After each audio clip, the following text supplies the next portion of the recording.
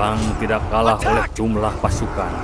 Kepala Arya Penangsang menggelinding karena dia tidak bisa menahan perak di atas pelana. Pertengahan abad ke-16, tanah Jawa adalah ladang jagal. Demak runtuh menyisakan rebutan tahta yang amis. Di satu sisi, Sultan Hadewijaya berdiri di atas tanah Pajang yang makmur. Di sisi lain, Arya Penangsang, Adipati Jipang Panolan, mengasah keris setan kober dengan dendam yang memualkan. Ayahnya dibunuh oleh keluarga Pajang. Baginya, ini bukan sekedar politik, ini adalah hutang darah. Arya Penangsang adalah monster medan perang. Dia ganas, kebal, tidak kenal takut, tetapi di dalam kepalanya ada api yang menyala terlalu besar. Api yang membuatnya buta. Hadiwijaya tahu dia tidak bisa menang jika beradu dada secara langsung. Penangsang terlalu perkasa, maka Pajang tidak mengirimkan jenderal terbaiknya. Mereka mengirim selembar kertas sayembara dan seorang remaja ingusan, Danang Sutawijaya, anak angkat Hadiwijaya sendiri. Ini bukan perang militer, ini adalah operasi penghancuran mental. Pasukan Jipang bergerak mengepung Pajang. Mereka mengepung Sungai Bengawan Solo, batas suci yang memisahkan kedua kubu. Siasat Arya Penangsang sebenarnya sederhana, tetapi sangat mematikan. Pancing pasukan Pajang menyeberang, lalu bantai mereka di air. Secara matematis, Pajang seharusnya tamat. Agresi Jipang begitu mentah, begitu masif. Namun, Sutawijaya membawa senjata yang tidak tertulis di buku taktik perang. Dia membawa ejekan. Sutawijaya tidak menyeberang. Dia berdiri di seberang sungai, menunggangi seekor kuda betina yang sedang dirahi. Di tangan kirinya ada selembar surat tantangan. Surat itu tidak berisi strategi. Isinya adalah makian yang menguliti harga diri Penangsang sebagai lelaki dan penguasa.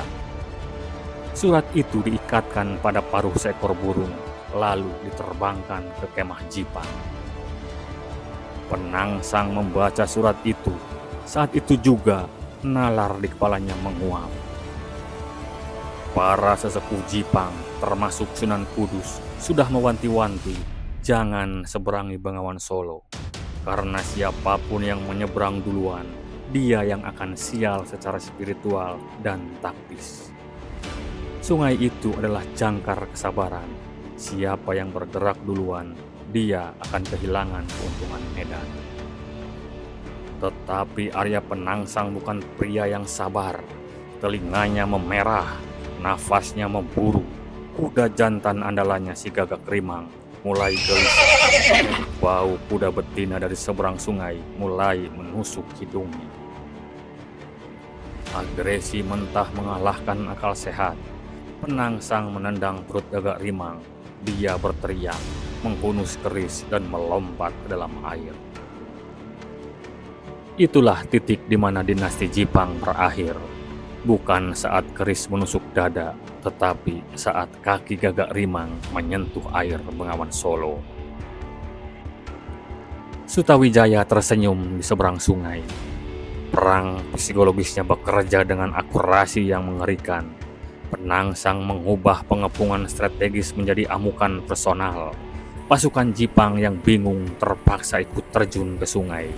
Kehilangan formasi, bertempur tanpa komando yang jelas. Mereka bukan lagi tentara. Mereka adalah gerombolan orang marah yang panik. Si Gagak Rimang menjadi liar, tidak bisa dikendalikan karena gairah dan arus air. Arya Penangsang kehilangan keseimbangan taktisnya.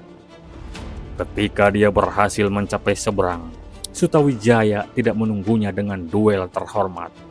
Tombak Kyai Plered sudah siap di posisi rendah. Saat Gagak Rimang melompat ke darat, Sutawijaya menghunjamkan tombak itu ke perut Arya Penangsang dengan tepat. Tombak itu masuk ke dalam, merobek dinding perut sang adipati. Pria kebal itu terluka, ususnya terburai keluar, bergelantungan di atas pelana. Disinilah keganasan legendaris Penangsang berubah menjadi kelemahan yang menghancurkan dirinya sendiri. Alih-alih mundur atau menyerah, egonya menolak untuk kalah. Dengan mata mendelik, dia melilitkan ususnya yang keluar ke gagang keris setan kober di pinggangnya. Dia terus merengsek maju. Dia ingin memenggal kepala Sutawijaya.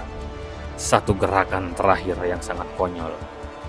Penangsang menarik keris setan kober dari warangkanya untuk menghabisi Sutawijaya.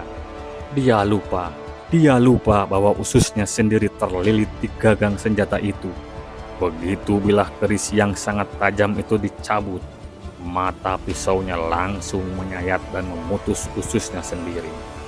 Sang raksasa roboh dari atas kuda, mati oleh senjatanya sendiri, oleh amarahnya sendiri. Pasukan Jipang yang melihat panglima mereka tewas secara mengenaskan langsung kehilangan nyali. Mereka kocar-kacir. Pengepungan Pajang yang awalnya tinggal selangkah lagi menuju kemenangan berubah menjadi pembantaian massal bagi sisa-sisa tentara Jipang. Dinasti Jipang runtuh dalam hitungan jam, menyisakan tanah yang basah oleh darah bangsawan. Sutawijaya menang tanpa perlu memeras keringat di garis depan. Dia hanya perlu tahu di mana letak tombol emosi musuhnya, lalu menekannya keras-keras. Keganasan tanpa kendali adalah bunuh diri yang tertunda. Bagi sejarawan modern, runtuhnya Jipang lebih disebabkan oleh kegagalan logistik dan lemahnya konsolidasi politik Arya Penangsang di tingkat akar rumput. Namun, di luar lembaran babat, kisah emosional ini dirawat sebagai memori kultural untuk melegitimasi transisi kekuasaan dari Demak ke Pajang, hingga lahirnya Mataram Islam. Sejarah membuktikan bahwa amarah yang tidak terukur selalu menjadi celah paling mematikan yang siap dihancurkan oleh ketenangan lawan. Saya dari Kronika Studio, tulis analisis Anda di kolom komentar. Apakah Arya Penangsang adalah korban dari taktik licik Pajang, atau dia memang pemimpin yang cacat secara mental untuk memimpin sebuah imperium? Kita perdebatkan ini di bawah.